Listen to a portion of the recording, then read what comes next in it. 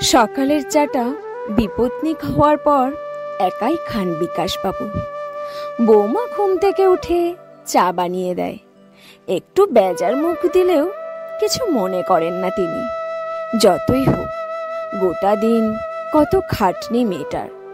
একটা সংসার সামলানো কি চারটিখানি কথা? ছেলে সুপ্রতিষ্ঠিত, মোটা টাকা মাইনে পায়, বড় গর্ব হয়। মানুষের মতো মানুষ করে তুলেছেন তিনি ছেলেকে। আজ সকাল থেকেই ছেলে প্রচণ্ড ব্যস্ত অফিসের কাজে। 31শে মার্চ যে রাতে শুনলেন ছেলে বউয়ের ঘর থেকে একটু কথা কাটাকাটির আওয়াজ। তেমন পাত্তা দিলেন না তিনি।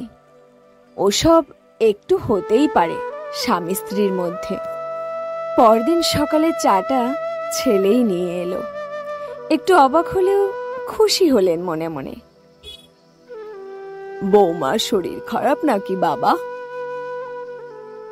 না, আমার কিছু কথা ছিল তোমার সাথে। হ্যাঁ বল না, কথাই তো হয় না আর তোর সাথে।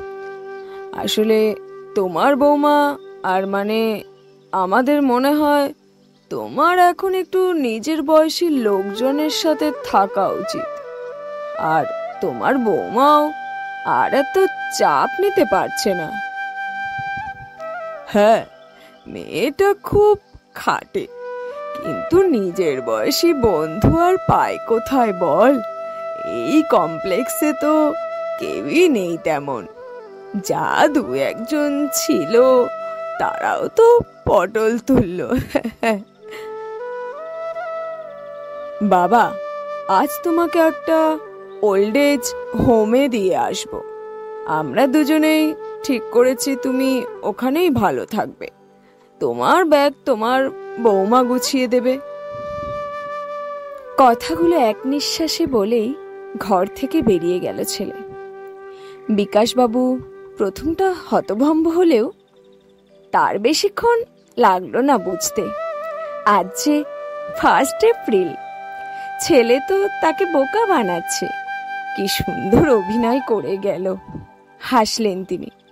তিনিও ঠিক করলেন অভিনয় তিনিও করবেন। কাদার অভিনয় করা কি কঠিন। গাড়িতে বসে মনে মনে হাসলেন তিনি। গম্ভীর মুখে গাড়ি চালাচ্ছে ছেলেটা। শহরের এদিকটা দেখতে দেখতে বেশ বড় হয়ে গেছে, যেমন ছেলেটা হয়েছে। ছোটবেলায় চায়ে নুন মিশিয়ে এপ্রিল ফুল করত, এখন বড় হয়ে এসব বড় নাটক করছে। মুখ টিপে হাসলেন আবার। জেনে বুঝে নাটক করার মধ্যে একটা পৈশাচিক আনন্দ আছে। ওল্ড এজটা একটু গ্রামের দিকেই, বেশ সুন্দর সাজানো। তবে যারা থাকে তাদের জন্য খারাপই লাগে। ছেলেটা নিশ্চয়ই কোম্পানির কোনো ডোনেশন দিতে এসেছে, তাই এত নিখুঁতভাবে প্ল্যানটা করেছে। কারো সাথে একটা পরিচয় করাতে নিয়ে আসছে ছেলে, এখানকার ম্যানেজার হয়তো। পরিচয় পর্ব শেষ হতে ছেলে বলল, ভালো থেকো। মাসে 2 বার তো আসবই দেখা করতে। কোনো অসুবিধা হলে ফোন করো। আবার অভিনয় করার পালা। হাঁটতে হাঁটতে গাড়ির কাছে এলেন দুজনে। বললেন, তোমরাও ভালো থেকো বাবা। আমার আশীর্বাদ তোমাদের সাথেই থাকবে। বলে অপেক্ষা করতে লাগলেন কখন ছেলে বলে উঠবে, এপ্রিল ফুল বাবা। গাড়িতে বসল ছেলে। জানালার কাছ দিয়ে মিটিমিটি হেসে অপেক্ষা করতে থাকলেন তিনি। গাড়ি স্টার্ট দিল। এই বুঝে বলল বলে। জীবনে কোনোদিন এমন এপ্রিল ফুল শোনার জন্য এত অধীর আগ্রহে থাকেননি কেউ হয়তো। চাকা ঘুরল। বাদর ছেলে, কখন অভিনয় শেষ করতে হয় জানে না। এবার অস্থির হলেন বৃদ্ধ। সাথে সাথে একটা চাপা ভয় গ্রাস করল তাকে। ডেকে উঠলেন, এবার থাকতে না পেরে চিৎকার করে উঠলেন, এপ্রিল ফুল বলে আমায় নিয়ে চল হতচ্ছাড়া। কান রইল এপ্রিল ফুল শোনার অপেক্ষায়। হাত ছুল ভেজা চোখ। ধুলো উড়িয়ে গাড়িটা ছোট হয়ে আসছে ক্রমশ। অবাক হলেন, মানুষের মতো মানুষ করেছিলেন যে তিনি ছেলেকে।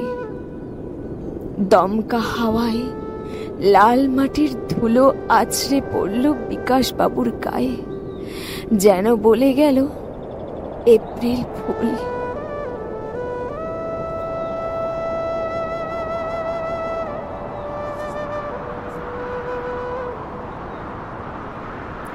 গল্প এপ্রিল ফুল। গল্পটি যদি ভালো লেগে থাকে একটা লাইক করে পাশে থাকবেন ও সাবস্ক্রাইব করে আমাদের মতো মানুষদের মোটিভেশন জুগিয়ে যাবেন।